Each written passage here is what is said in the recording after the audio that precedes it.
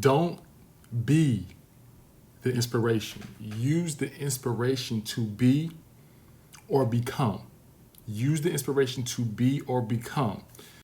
Retired Navy SEAL David Goggins is described as the toughest man on the planet. Holding the pull-up record, 4,000 pull-ups in 17 hours. He's also an ultra-marathon runner with more than 60 races. Everybody thinks I'm Superman. I had to tell them the truth. David Goggins has an incredible story, I would encourage anybody who has any time to purchase his book, read his book, or look up any content revolving David, because I think his story, his words are truly impactful, inspiring, encouraging, so on and so forth.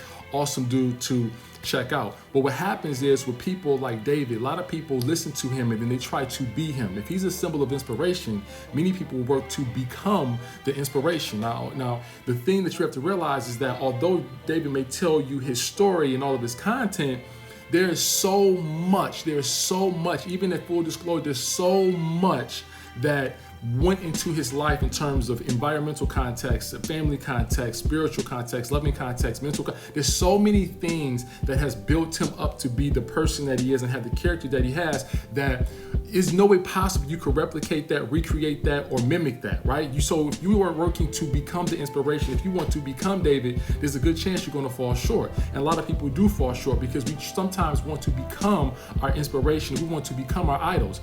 You think about the Michael Jordan doc, right? Well, the Last Dance doc. There were so many people who wanted to be like Michael Jordan in the 90s, and they all fell short because they were trying to be Mike, right? They wanted to shoot like Mike, score like Mike. They wanted to kind of attack the game like Mike. Now realizing that not only did Mike have a set of circumstances that impacted who he was, his character, his skill set, so on and so forth, but then even arriving at the Bulls when he did, that was a terrible team, and they gave him the keys to the car early on that allowed him to develop in such a way that as he became a champion, there was no fear in these late game situations, right? Well, it was so much that created Mike. There was so much that created David that sometimes we often want to become our inspiration, right? But what I am saying, use them as inspiration to become and be who you're supposed to be. So hopefully you'll say, well, if David can do that and if Mike can do that, I want to see what I can do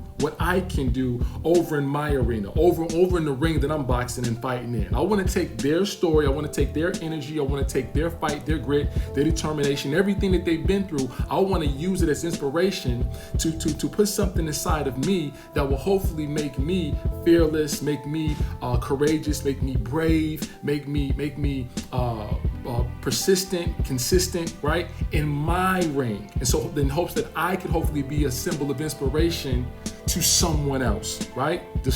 I know we all want people to say, I want to be just like him. Yeah, I know that sounds cool, but you should be telling people, I hope that my story will make you want to become the highest version of yourself. So with that being said, don't be the inspiration.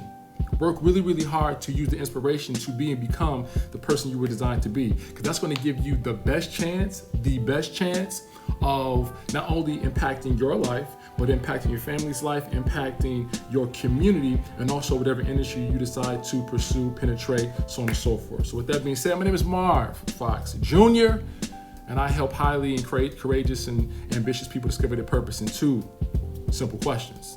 Don't be the inspiration. Use the inspiration to be and become.